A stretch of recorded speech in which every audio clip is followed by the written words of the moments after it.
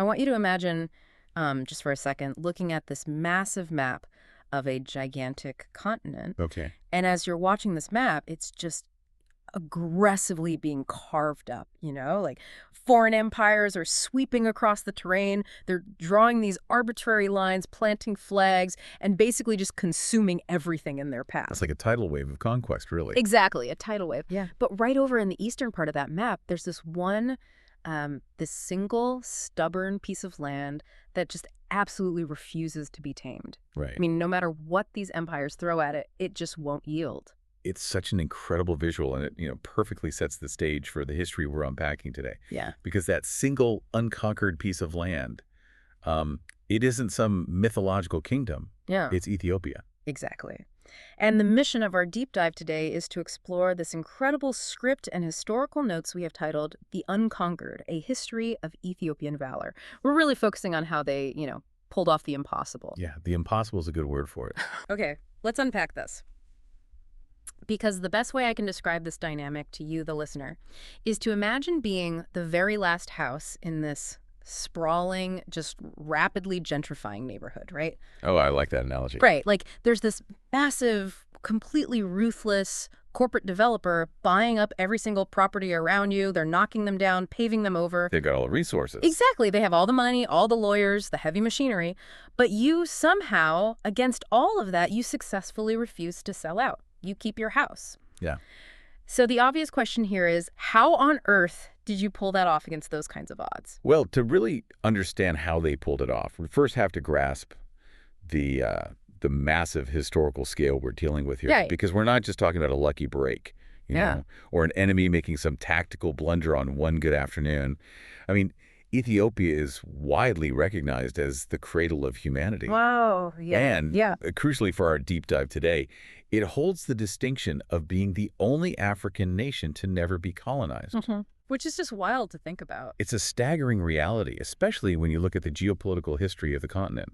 I mean, this isn't just a story about surviving one specific invasion in the 19th or 20th century. Right. It's bigger than that. Exactly. It's about a 3,000-year track record of deliberate, engineered independence. 3,000 years. I mean, that is a lot of practice holding your ground. It really is. And I think for you listening, sitting in a modern world where we so often feel just completely overwhelmed by these massive, uncontrollable forces. Oh, absolutely. Whether that's sweeping economic changes, algorithmic technology, or just massive corporate monopolies, understanding the mechanics of this ultimate underdog story is deeply relevant. Yeah, it's incredibly relevant. It's like a masterclass in how you maintain your boundaries when the whole world is quite literally trying to bulldoze them. Totally. Yeah. And to understand those mechanics, we really have to look at the blueprint of their resistance. Okay, lay it out for us. So this blueprint stretches all the way back to the ancient Aksumite Empire. Wow, Aksum. Right, we're talking about a powerhouse that dominated the Red Sea trade routes around the 1st century AD.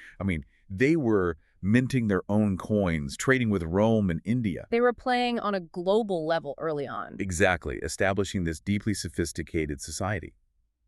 And from Aksum, right through the medieval period, Ethiopia built this enduring culture of resistance on 3 very specific pillars. Okay, what were they? Their faith, their land, and their identity. Right. But hold on, I've got to stop you right there and just push back on this premise a little bit. Sure, go for it. You say they built a culture of resistance on faith, land, and identity. And, that sounds great on a bumper sticker. Right. But we're talking about a massive, highly decentralized region with powerful competing regional warlords, right? That's true, yeah. So when a neighboring European empire shows up and they're offering those local feudal lords gold, modern rifles, and the military backing to overthrow the emperor. Which they absolutely did. Right. A vague cultural identity isn't going to stop them from taking that deal. So what actually kept them loyal? How do you maintain a unified identity over thousands of years when the rest of the continent is just falling to pieces around you? That's a great point. And if we connect this to the bigger picture, it really comes down to a brilliant combination of geography and institutional leverage. Okay, tell me about the geography first. Well, look at the land itself. The Ethiopian highlands are often called the roof of Africa. The roof of Africa, I love that. Right. It is this massive, rugged, elevated plateau that's just cut by these incredibly deep gorges. It's essentially a natural continental fortress. So it's just physically a nightmare to invade. Exactly. It's incredibly difficult for an invading army to march an organized force up into that terrain. But at the same time, it also meant that the distinct regions inside Ethiopia were isolated from one another. Wait, which usually leads to a country fracturing, right? If everyone is isolated. Exactly. Right. And that's where the second mechanism comes in, the Ethiopian Orthodox Church. Oh, interesting. Yeah, they adopted Christianity incredibly early, like in the 4th century. And the church basically became the ultimate social glue. How so? Well, it wasn't just a place of worship, you know. It was a deeply ingrained political institution.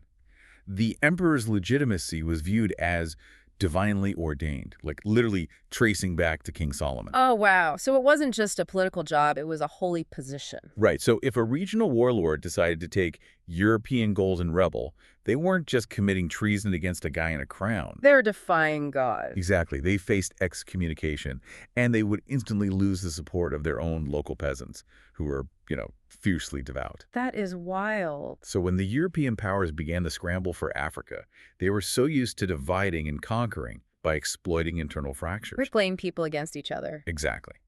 But in Ethiopia, the geography kept the invaders out, while the church kept the internal warlords bound tightly to the center. Okay, that makes so much more sense. It wasn't just people deciding to hold hands and be unified for the sake of it.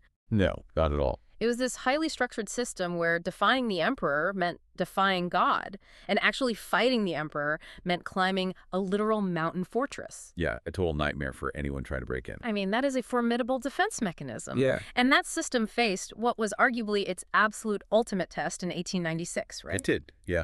We shift here from abstract resilience to a very concrete, world-changing clash. The big one. Right. In 1896, Italy decided it was time to conquer Ethiopia. And keep in mind, Italy was a modern, industrialized European power. And they were armed to the teeth, I imagine. Oh, totally. Advanced artillery, repeating rifles, the works. They looked at Ethiopia, saw a feudal society, and just assumed it would be this easy land grab. But here's where it gets really interesting. Because when you look at the Ethiopian defense at the Battle of Adwa, you have Emperor Menelik II and his brilliant wife, Empress Taytu Betul. Yes. And what they do to unite the country for this battle is just staggering. I mean, they didn't just have a standing army of professional soldiers waiting around. No, they didn't. Menelik and Taytu managed to rally this massive, incredibly diverse force from every single corner of the country. We're talking about like farmers, priests, regional warriors, all dropping everything and marching to the northern mountains. It's incredible mobilization. But again, it's not just some feel-good story of everyday people showing up with pitchforks. It's the underlying strategy that really gets me. Right, because Menelik had been secretly preparing for this for years. Right. He had actually played the various European powers, the British, the French, the Italians, against each other. Oh, that's so smart. Yeah, he used those diplomatic aims to purchase huge stockpiles of modern firearms. And Empress Taytu, she wasn't just a figurehead either. She was a strategist. Oh, absolutely. She ran a highly effective intelligence network. She had spies deliberately feeding the Italians false information about Ethiopian troop movements and supply lines. It's just like the analogy from earlier. It's like the corporate invaders thinking they're facing this disorganized neighborhood watch. Yeah, exactly. Only to realize the local baker, the priest, and the farmer have secretly been stockpiling artillery. They're running a sophisticated counterintelligence ring, and they know literally every single blind spot in the terrain. And that is exactly what happened on the battlefield. I mean, the Italians marched into the mountains around Adwa, relying on outdated maps and faulty intelligence. Which Taytu helped feed them, right? Exactly. So they got completely separated in this rugged terrain. Menelik's forces, who, knew the land intimately, just completely outmaneuvered them. Wow. They cut the Italian telegraph lines, isolating their brigades. It was an absolute tactical masterclass. And they absolutely crushed them. I mean, an African army decisively defeated a European colonial power that had to send shockwaves across the entire globe. What's fascinating here is the global so what of this victory. Right, the aftermath. Yeah, because the Battle of Adwa didn't just save Ethiopia's borders. It completely shattered the myths of European invincibility. Yeah, it proved it could be done. It proved that African sovereignty could be successfully defended against these modern industrial empires. Adwa became the ultimate spark for the Pan-African movement. That's huge. It became this enduring, just electrifying symbol of black freedom worldwide. Italy's fatal flaw was looking at a map, seeing what they thought was an unmodernized society, and just completely underestimating the logistical brilliance and absolute unity of a people defending their ancient homeland. Think about the psychological reality of that victory. You have this modern European army marching in, expecting a quick, easy campaign. Walk in the park. Exactly. And instead, they run into this highly coordinated wall of over 100,000 Ethiopians fighting for their very existence. Adwa proves that when people are deeply united and strategically prepared, they can neutralize, astronomical technological disadvantages. It's the ultimate validation of their blueprint, really. Yeah. Faith, land, and identity all synthesized into this huge military victory. Right. But as we know, history doesn't just freeze after a great victory. No, it never does. The humiliation Italy suffered at Adwa really festered. It created this deep obsession with revenge. And technology, unfortunately, keeps advancing. Which brings us to a really grim shift in the story, because what happens when sheer unity and even brilliant battlefield tactics are suddenly no longer enough to counter a completely new kind of technological nightmare? Right. We fast forward about 4 decades, right, to 1935. Fascist Italy, now under Benito Mussolini, decides to return to Ethiopia. And this time is very different. Yeah, this time they aren't relying on outdated maps and infantry brigades. They bring airplanes, and they bring mustard gas. It's a devastating escalation. I mean, you have to imagine the sheer terror of chemical warfare just raining down from the sky. It's horrific. It is.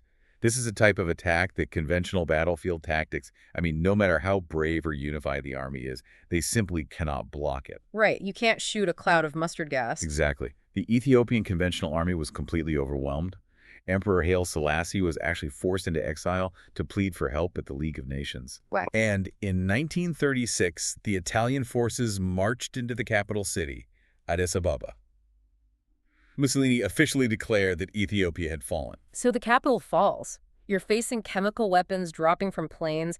Conventional warfare is completely out the window. Yeah, it's over in a traditional sense. So how do you even keep an independence movement alive in that situation? Because the history shows us that the spirit of the people did not break. No, they didn't give up. They just completely evolved their entire approach to resistance. They formed the Arbegnoch, which translates to the Patriots. Yes, the Patriots. And I love the strategic pivot here. It's like they realized they couldn't win the chess match by the Empire's new rules, so they just flipped the chessboard into the dark. Ah, that's a great way to put it. Right? They just refused to play a conventional game. This raises an important question, maybe the most important question of this entire deep dive. What truly constitutes a nation? Oh, that's a big question. Because Mussolini operated on the classic, rigid imperial definition. A nation is its capital city, it's the infrastructure, the official government buildings. Right, whoever sits in the big chair owns the country. Exactly. Once you take the capital and run up your flag, you own the nation. But the Arbegnoch proved that a nation isn't a city. It's not the buildings. No, the nation is the people.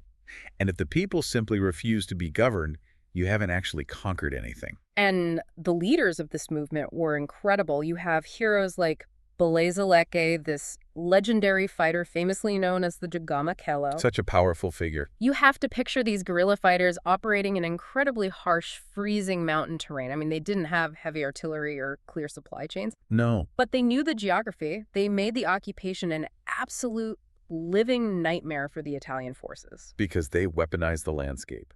When faced with airplanes and chemical weapons, you disperse. You spread out. Right. Mustard gas is heavy. It sinks into valleys and trenches. So the Arbegnoch took to the high peaks and the deep caves of the Simien Mountains, where the planes just couldn't accurately bomb them. That is incredibly smart. They lived off the land. And because they couldn't fight pitched battles, they disrupted the very things a modern army needs to function. The logistics. Exactly. They ambushed supply convoys, they blew up bridges, they would cut communication wires in the dead of night and then just vanish back into the forest before dawn. So they basically turned the Italians' reliance on modern logistics against them. Completely. I mean, if your trucks can't get fuel up a mountain pass because the road is destroyed, your modern army is absolutely useless. It's paralyzed. Right. For 5 brutal years, the Italians might have held the government buildings in Addis Ababa, but the Patriots held the actual country.